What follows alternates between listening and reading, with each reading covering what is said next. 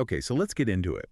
We talk about personal branding all the time now, right? Yeah, like it's this new thing. Exactly. Like influencers on Instagram just invented it 5 years ago. Curating your feed, selling a lifestyle. Being your own product. But what if I told you the blueprint for that?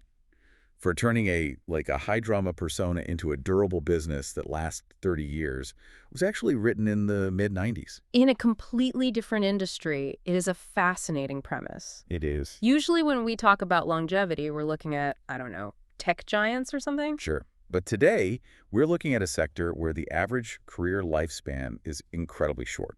Almost non-existent sometimes. Right. We're talking about the adult entertainment industry. And specifically, we're doing a deep dive into the life and career of J.R. Carrington. And even if you don't know the name, the story itself is a case study in adaptation. It really is. We're digging into our stack of sources, biographies, industry databases like the IAFD, retrospective articles, to figure out how someone bridges that gap from the VHS era of 1994. All the way to the digital streaming era of 2025. That's the core mission here. Yeah. It's not just a biography. We're looking at a woman who navigated the conservative expectations of her upbringing, the internal politics of her industry, and a massive technological revolution. A revolution that just destroyed the business models of almost everyone else. It did. Seriously. Surviving that transition from physical tapes to streaming is like a silent film star successfully becoming a YouTuber. That's a great analogy. It just doesn't happen that often. So to understand how she did it, we have to rewind. We have to go way, way back, before J.R. Carrington even existed. We have to start with Jody Diane Rose, born November 22, 1968, in Tahoe City, California. But she didn't grow up there, in the mountains, right? The sources paint a very different picture. A very different one. She grew up in Newport Beach. And for anyone listening who might not be familiar with Southern California, Newport Beach is a very specific environment. Oh, absolutely. It's affluent, it's manicured, it's socially conservative. And her family fit that mold. The sources describe them as wealthy, conservative, and Jewish. So we're setting the stage here. This isn't the cliche story of someone falling into the industry out of, desperation. No, she came from a world of high expectations. She had access to a different path. But something shifted. Right. By 1994, the reality of her life was completely different. She was 26 years old, living back up in South Lake Tahoe, recently divorced. And this is the key. She had 2 children to support. That's the universal catalyst, isn't it? Economic necessity. She's a single mom in the mid-90s.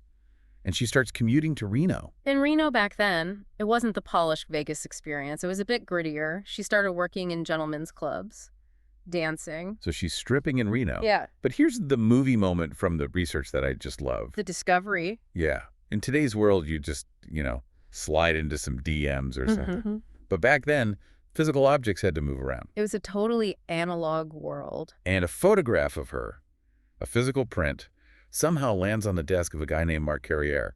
Who was a major player. He owned Leisure Time Productions, a real gatekeeper in the 90s industry.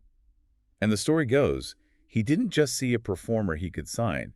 He saw someone he wanted to know. He called her directly. You didn't call an agent. He called her to ask her on a date. It's an interesting blurring of lines right from the start. And that relationship, it wasn't just romantic. It was logistical. It was the thing that brought her back to Southern California. From the edge of the business in Reno to the absolute center of it in L.A. Exactly. So now she's in SoCal. She's dating a guy in the business, but she hasn't stepped in front of a camera yet. And who is it that gives her that final push? Well, according to the reports, it was Jenna Jameson. The Jenna Jameson. The biggest crossover star of that decade. Arguably ever. Wow. Jameson apparently encouraged her to make that leap from dancing to on-camera performing in late 94. She understood the economics. The real money was in the films. So she goes for it. But she needs a name. And this is where I think the genius of her branding really begins. She doesn't pick a cutesy name. No Candy or Bambi for her. She goes full 80s power drama. J.R. Carrington. It's a deliberate cultural mashup. Let's break it down for anyone who didn't grow up watching primetime soaps. Okay. J.R. is from J.R. Ewing. The villain of Dallas. Ruthless oil tycoon. He represented money, power, and a very flexible moral compass. And Carrington. That's from the rival show Dynasty. The Carrington family was just pure opulence. It is the ultimate mashup. It screams shoulder pads and backstabbing. It's like naming yourself Vader Stark today. It signals exactly what kind of energy you're bringing, and there's even some debate about which Carrington she was channeling. Oh, really? Yeah, some sources say Alexis Carrington, the matriarch. Others say Sammy Jo Carrington. Heather Locklear's character. Visually, Sammy Jo makes way more sense. Blonde, chaotic, ambitious. I agree. But either way, the intent was clear. She wasn't the girl next door. She was the vixen, a character of American excess. And she committed to that look, Yeah. physically. The 90s had a very specific aesthetic. It wasn't about looking natural. Not at all. The mid-90s favored the enhanced aesthetic, and J.R. Carrington became a blonde bombshell in that very manufactured sense. The sources list her stats as 36DD. And she was open about her figure being the result of cosmetic surgery. Very open. One article noted her fascination with plastic surgery is, quote, well documented by her images over time. So she's treating her body like a brand asset. Exactly. And in that era, that signaled status. It said, I have invested money in myself. It reinforced the whole high drama persona. Okay, so she's got the name, the look, the connections. She hits the market in late 94. And the amount of work she does is just, it's exhausting just reading about it. It's prolific. The IAFD, the Internet Adult Film Database, lists over 140 films between 94 and 99. That's an industrial pace. And these aren't just, web scenes shot in an afternoon. No, these were features. This was the era of big-budget adult films, scripts, lighting crews, multi-day shoots, and she was working with the giants. The big ones. Wicked Pictures, Vivid Entertainment. VCA, Evil Angel, these were the studios that dominated the shelf space at the video store. If you weren't with them, you were basically invisible. And it wasn't just video. She was all over print media, too. Which, people forget how important that was. Magazines were essential for building your brand. Right. She was on the cover of High Society in August 95. She was in Hustler, Fox, Penthouse. It created this feedback loop. See the magazine, rent the movie, buy the magazine. Now let's talk about her performance style. Without getting too graphic, she wasn't known for being vanilla, was she? No. The sources describe her as fearless. She was known for her willingness to perform in more intense genres, specialized scenes that required a lot of stamina. I read one review that mentioned her delectable smile, even during the most intense moments. That contrast again. Which brings us to a really interesting contradiction in her career. Right. You have the fame, the volume of work, the magazine covers. But if you look at the trophy shelf, it's surprisingly empty. I noticed that. No major industry awards, no Hall of Fame induction. For someone with 140 movies in the golden era, how is that possible? It's a glaring omission. And according to Carrington herself, there's a very specific reason for it. It involves the other side of her career. We're talking about Nevada. The Nevada connection, yes. Look. Unlike a lot of performers who stuck to just filming, Carrington worked legally in Nevada brothels the whole time. Places like the Moonlight Bunny Ranch. Shuri's Ranch, the Wild Horse. And just to be super clear, this is fully legal, regulated work in those specific counties. Right. Background checks, taxes, the whole 9 yards. Absolutely. But within the adult film industry, there was a pretty significant stigma attached to it. That seems so counterintuitive. Why would the film side look down on the legal brothel side? It comes down to marketing a fantasy. The film industry wants to present its stars as, untouchable icons on a screen. Okay. When a performer also works as a legal escort, it breaks that fourth wall. It makes the interaction transactional and real, not a fantasy. So the industry elites, the ones voting on awards, felt like she was crossing a line. That's her theory, and it tracks with the historical attitudes of the business. She suggests there was a hierarchy. Acting on camera was seen as art, while working at a ranch was seen as something lesser. It's a class divide within the same industry. Precisely. But here's the thing. Carrington didn't seem to care about their validation as much as she cared about the revenue. She was diversifying. She had the movies, the magazines, the brothels, and the tours, right? Feature dancing. That was a huge income source in the 90s. She'd travel across the country, Ohio, Florida, Texas, and headline at gentlemen's clubs for a weekend. The movies were just the marketing. She was running a business. She didn't let the stigma stop her from cashing checks. She understood the economics of her brand better than her critics did. So she burns white hot for 5 years, 94 to 99. And then at the turn of the millennium, she just retires. She steps away from filming, yeah. She was around 31 years old, which in that industry at that time was often seen as the end of the road. But she didn't stop working entirely. No, sources indicate she continued her legal work at the Nevada ranches during that time. She just stepped out of the video spotlight. Okay, let's fast forward. A full decade goes by, it's 2010.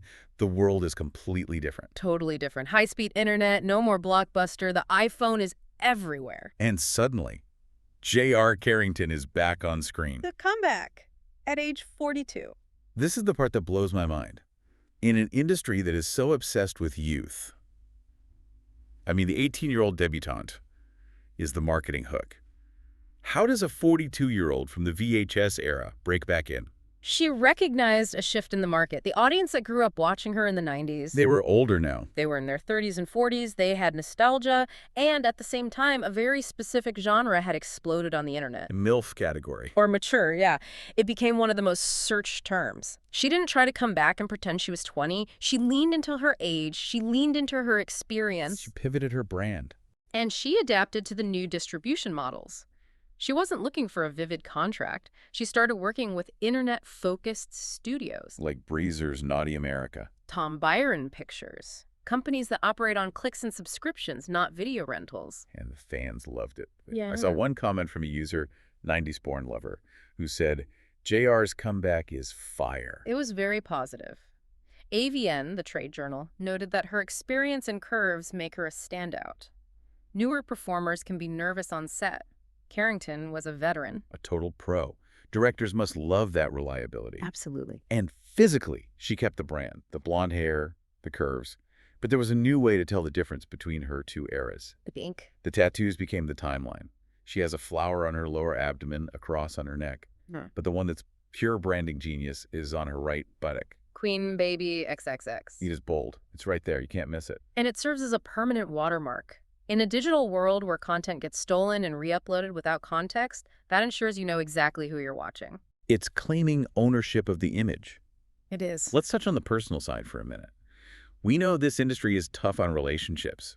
Her divorce in '94 is what started this whole journey. Did she ever find stability? Surprisingly, yes. Sources indicate she remarried in 2001 during her hiatus, and that marriage has reportedly lasted. That's over 20 years. In any world, that's a success.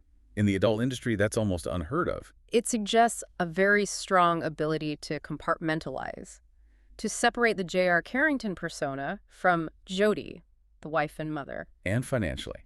Did all this hustle, the movies, the dancing, the comeback, did it actually pay off? Estimates place her net worth between $1 and $2 million. Now, compared to a tech CEO, that doesn't sound like billions. But you have to grade on a curve for this industry. Exactly. Most performers leave the industry with very little to show for it. To work for 30 years, raise a family, and accumulate a 7-figure net worth. That puts her in the top 1% of outcomes. It proves she treated it as a trade, as a profession. And she's not done. As of 2025, she's in her mid-50s. And still active. She maintains a presence on social media, Twitter, or Xing sources say she's still working in the escorting world.